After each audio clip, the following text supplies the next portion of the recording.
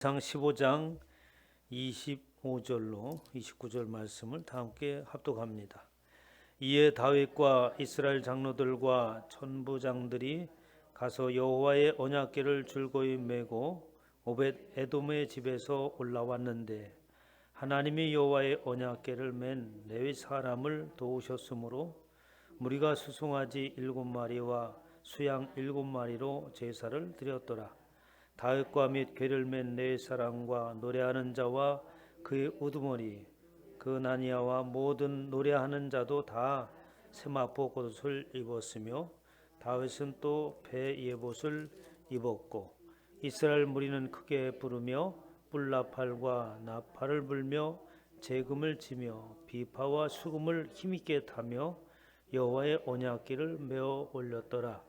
여호와의 언약궤가 다윗성으로 들어올 때에 사울의 딸 미갈이 창으로 내다보다가 다윗 왕이 춤추며 뛰노는 것을 보고 그 마음에 업신여겼더라. 아멘. 할렐루야.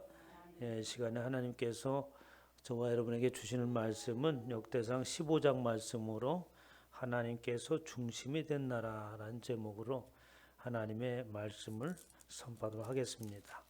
역대기는 다윗을 통하여서 이스라엘 역사하시는 하나님, 그래서 다윗을 굉장히 부각을 시켜 나가는 모습을 볼 수 있습니다. 다윗이 이제 왕이 되고 여호와 하나님의 궤를 그의 도성에 옮기기로 했죠. 그래서 13장에 보면은 이제 그 언약궤를 옮기다가 아주 큰 불행한 일이 생깁니다. 그 우사가 언약궤를 붙들므로 인하여서 우사가 그 자리에서 죽고 말죠.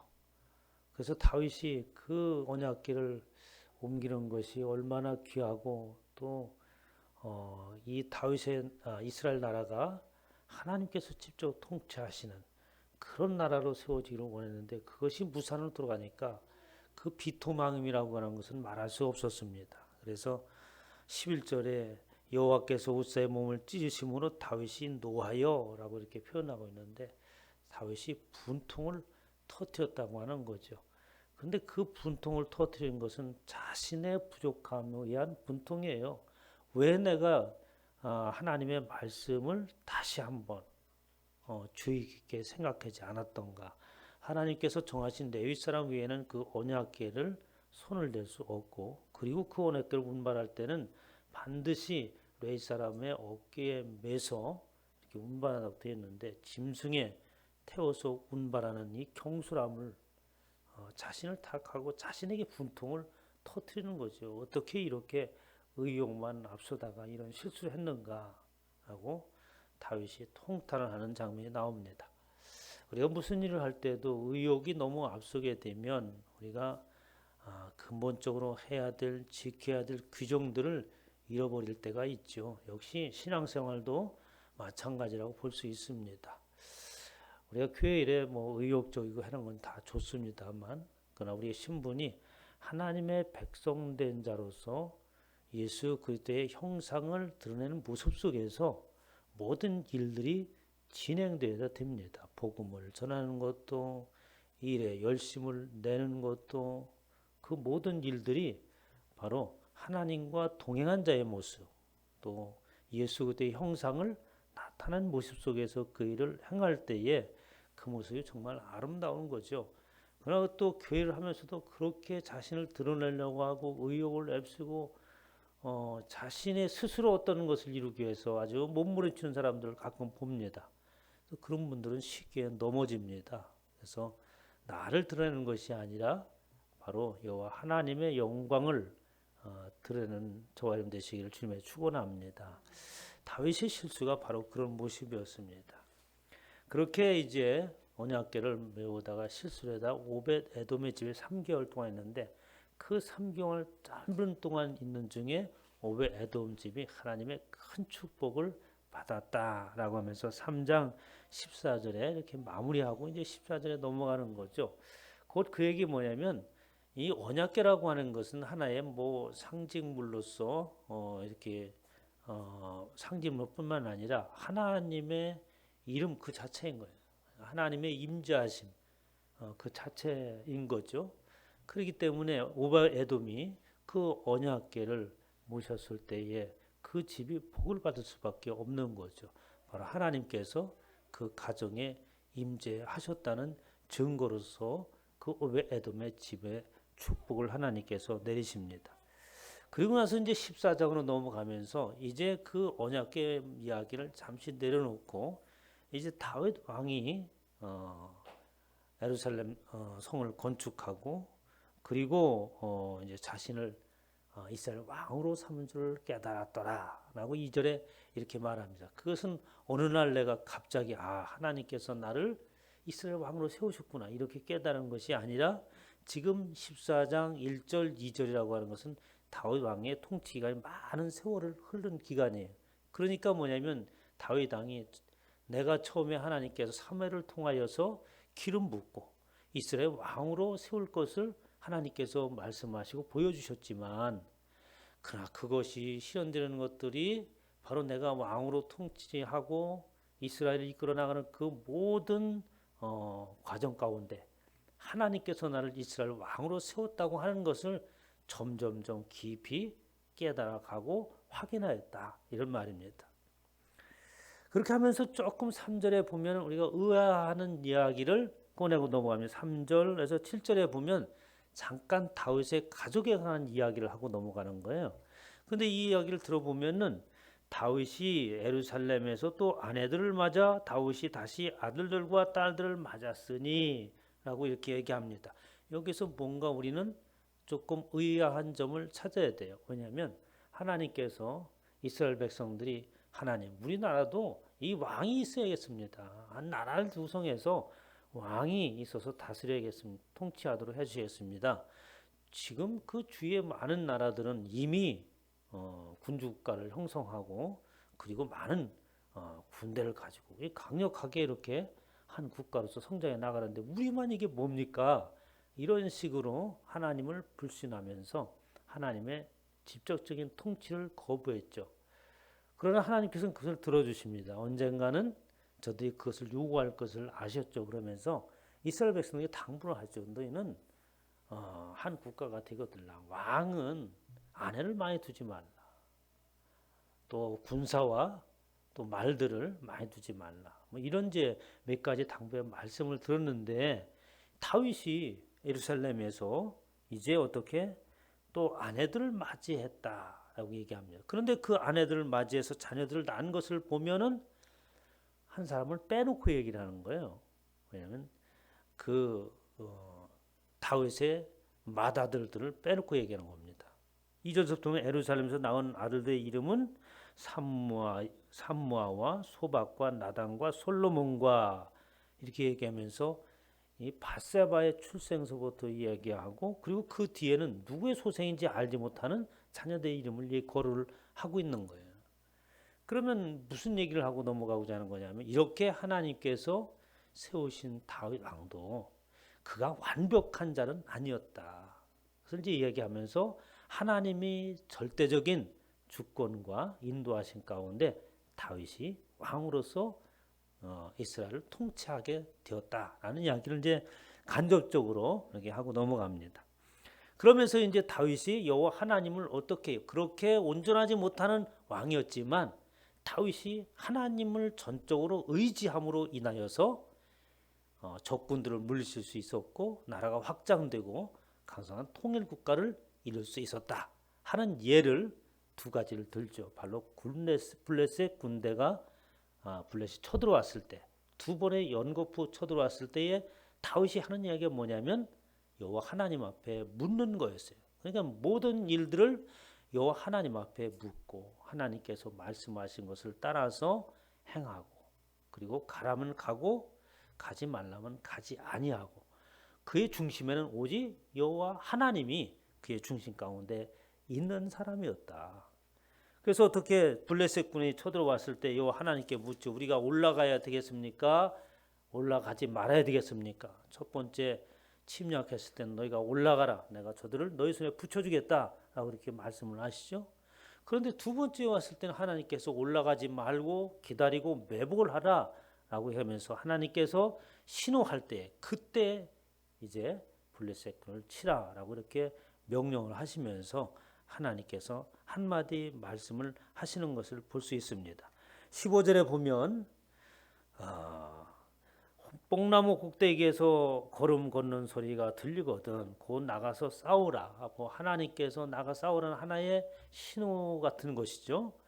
너보다 하나님이 앞서 나가서라고 하면서 이제 그 블레셋 군들이 이스라엘 군에 비하면 정말 어마어마한 감히 상대할 수 없는 그런 대군이요 강력한 막강한 군사를 가지고 있는 군인들이었어요. 그렇기 때문에 이스라엘 군에 있어서는 어떻게 도저히 감당할 수 없는 것이었죠. 그런데 하나님께서 덧붙여 말씀하시는 거예요. 곧 이스라엘 사람들이 마음속에 있던 불안감을 해소해 주는 것처럼 나가서 싸우라. 너보다 하나님이 앞서 나가서 블레셋 사람들의 군대를 치리라 하신지라 라고 하면서 다윗과 함께 하신 그 하나님은 다윗이 행하는 그 일에 하나님께서 무슨 일이든지 앞서 나가셨고 하나님께서 싸워 이기신 그 길을 다윗이 쫓아갔다. 이런 얘기를 하고 겁니다. 그러면서 이제 다윗의 명성이 퍼지죠.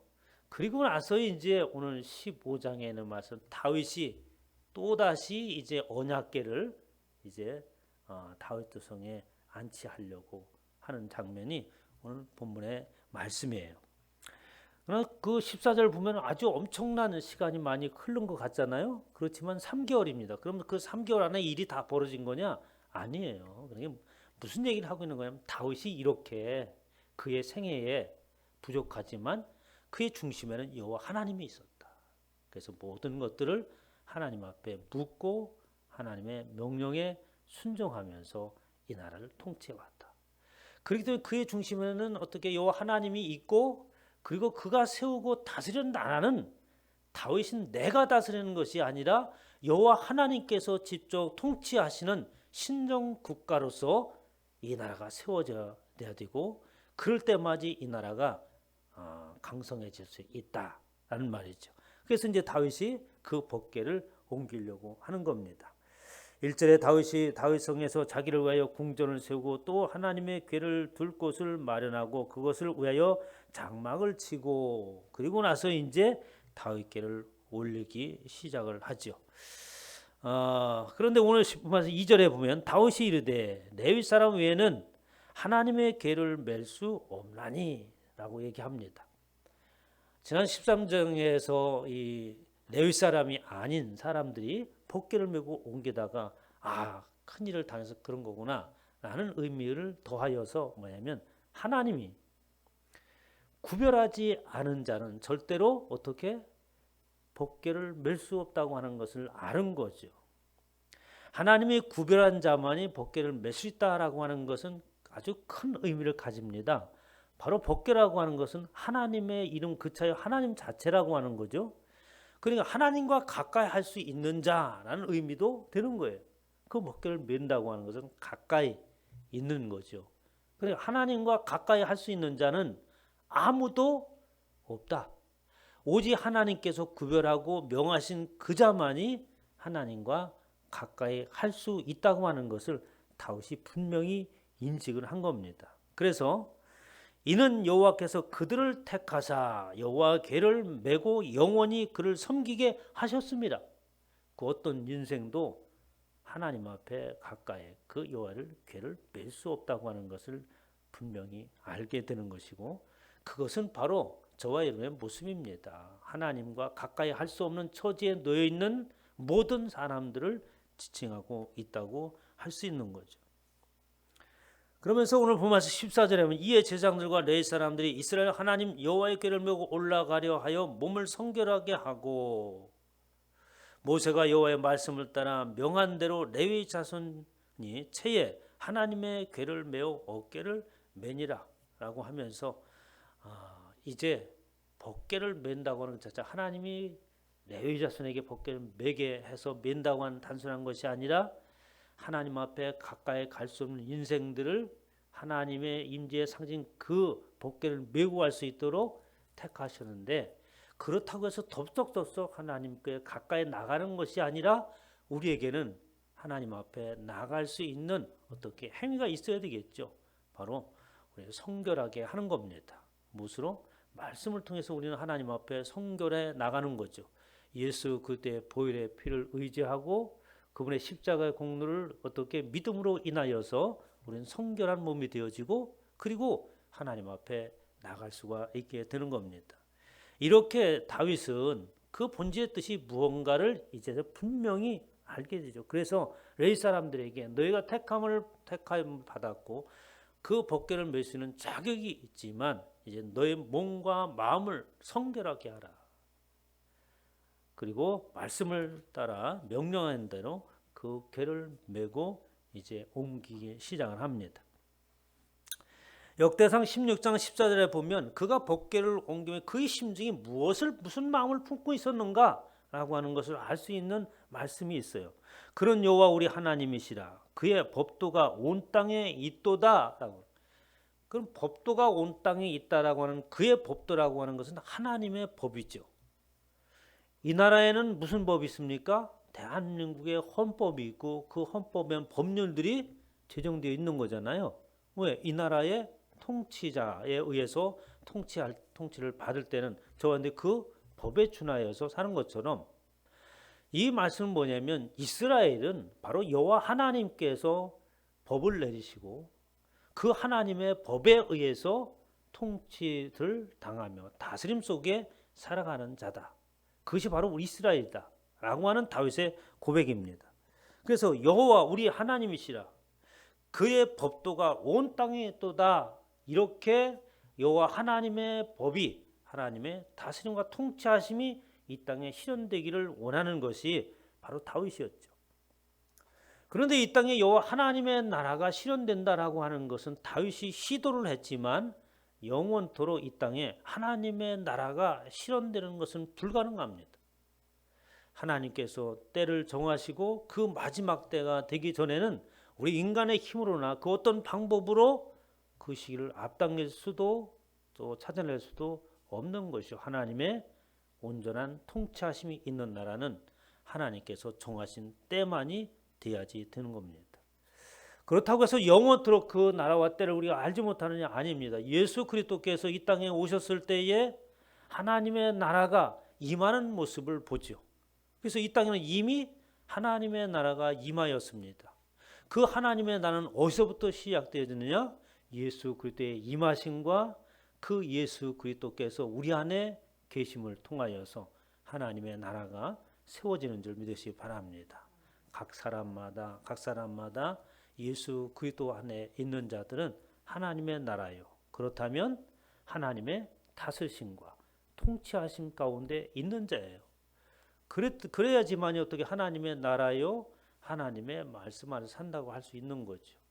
그래서 우리는 이 땅에 살아가면서 두 가지 법을 가지고 있습니다. 하나는 하나님의 나라의 법이고 또 이 땅에서는 세상의 나라의 법이 있습니다. 그럼 어느 것은 어기고 어느 것은 어기지 말아야 되는 그런 거 아니에요. 두 나라의 법을 우리는 다 지켜야 됩니다.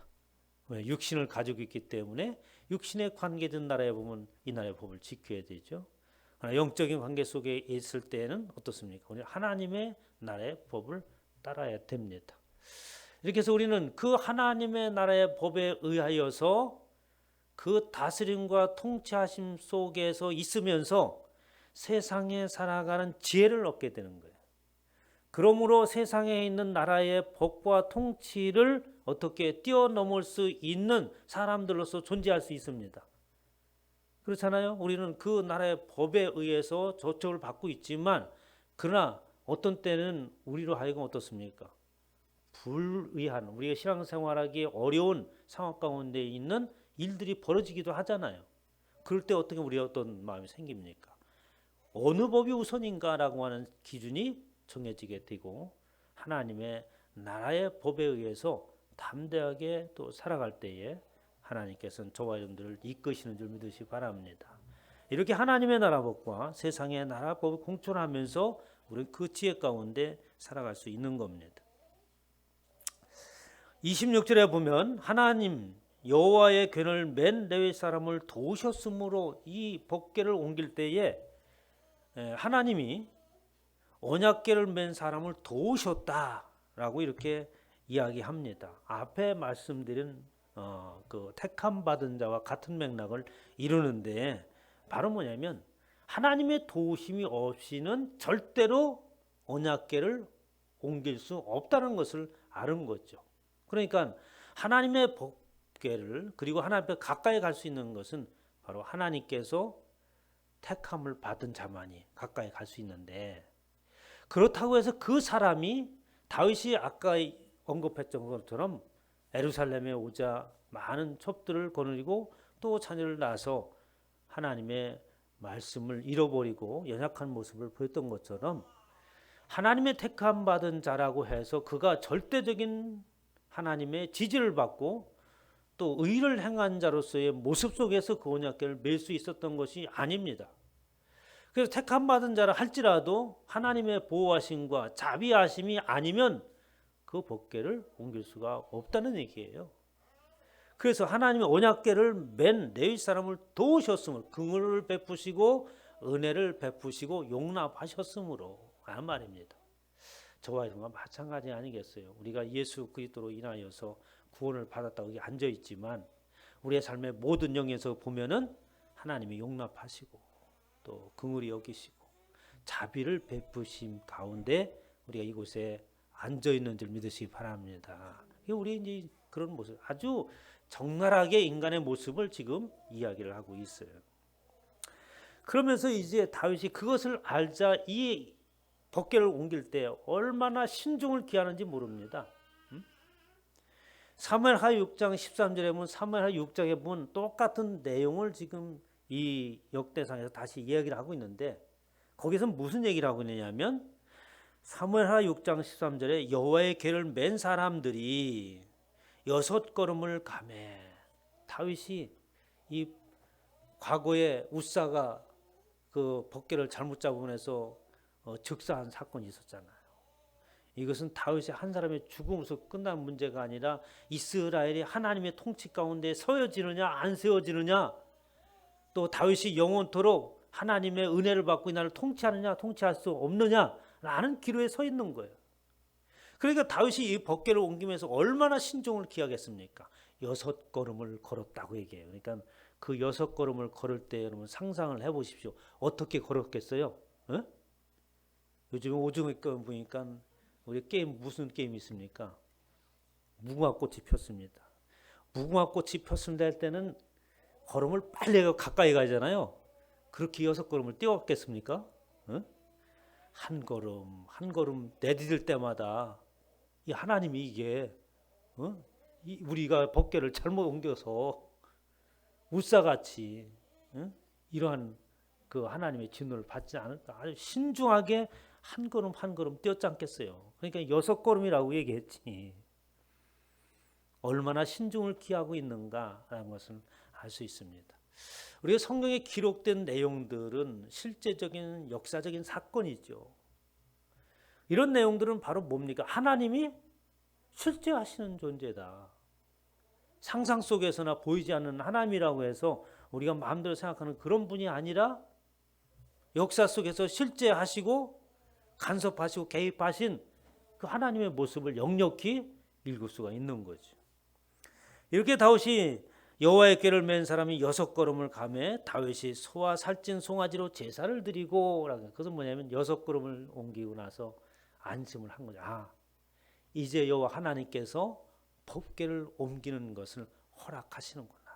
그러면서 6걸음을 옮기고 그리고 살찐 송아지를 잡아서 제사를 드렸다고 기록하고 있습니다. 그렇게 이제 여호와 법궤를 옮깁니다. 드디어 여호와 하나님께서 법궤를 옮기는 것을 허락하셨어요. 다윗이 그 마음이 얼마나 기뻤겠습니까? 법궤를 옮기는 것을 역대 왕이 세워지는 것과 그 이상의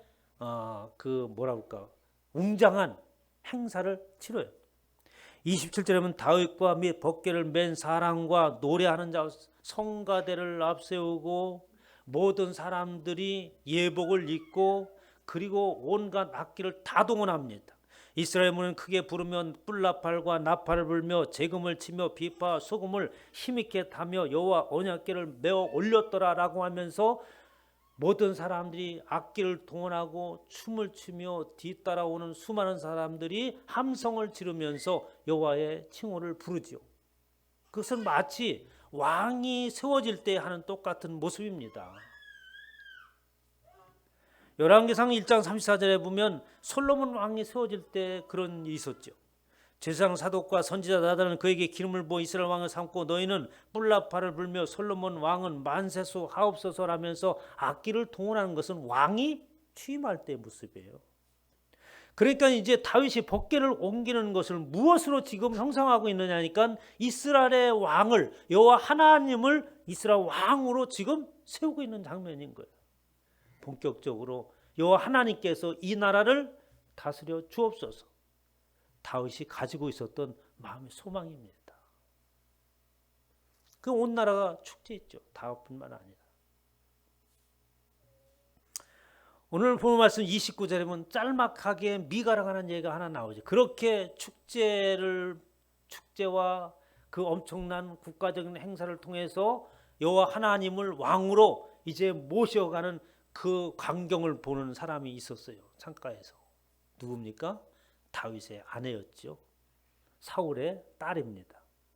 그런데 오늘 본 말씀 가만히 살펴 29절 보면 이 미갈을 얘기할 때 다윗의 아내 미갈이 이렇게 얘기하잖아요. 여호와의 언약궤가 다윗성으로 들어올 때에 사울의 딸 미갈이 창으로 내다보다가 다윗의 아내임에도 불구하고 그 다윗의 아내라고 얘기하지 아니하고 사울의 딸이라고 이렇게 얘기합니다. 그럼 뭐예요? 사울이 가지고 있던 여호와에 대한 불신앙 그대로 이어받은 그 딸. 하나님의 언약궤를 어떻게 방치해둔 사울의 그 불신앙 가지고 있었던 그 미갈. 그 아버지의 그 딸. 여전히 여호와 하나님에 대한 불신을 가지고 있는 그 미갈이었다라는 이야기 지적을 하고 있는 거예요. 그렇게 창으로 내다보다가 다윗 왕이 춤추며 뛰노는 것을 보고 그 마음에 업신여겼더라. 사무엘하 보면 아주 자세하게 그 내용이 나옵니다. 다윗이 자기 가족의 축복하러 돌아오매 사울의 딸 미갈이 나와서 다윗을 맞으며 이르되 이스라엘 왕이 오늘 어떻게 영화로우신지. 미갈이 조롱합니다. 아이고 다윗 왕 오늘 보니까 참 보기에 훌륭하시고 영화롭습니다. 옷은 홀라당 벗고 위통 벗어 제치고 배꼽 드러내면서 춤추는 모습들이 참 가관입니다. 이런 얘기인 거예요. 참 영화롭습니다. 미갈이 다윗 왕한테 얘기하는 거지. 그러면서 방탕한 자가 염치 없이 자기의 몸을 드러내는 것처럼 오늘 그의 신복의 계집 중에 눈에 몸을 드러내는 신복 중에 그 천한 신복 중에 또 계집종, 그러니까 아주 천하고 천한 그들에게 당신의 몸을 그렇게 우통을 벗어서 치고 춤을 추고 배꼽을 드러내는 그런 모습을 보이셨으니 참 영화롭습니다. 미갈이 그렇게 춤을 보는 거예요. 하나님의 언약궤와 하나님의 임재하심과 하나님의 통치와는 전혀 무관한 그 분야에서는 전혀 감각이 없는 미갈을 이야기하고 있어요.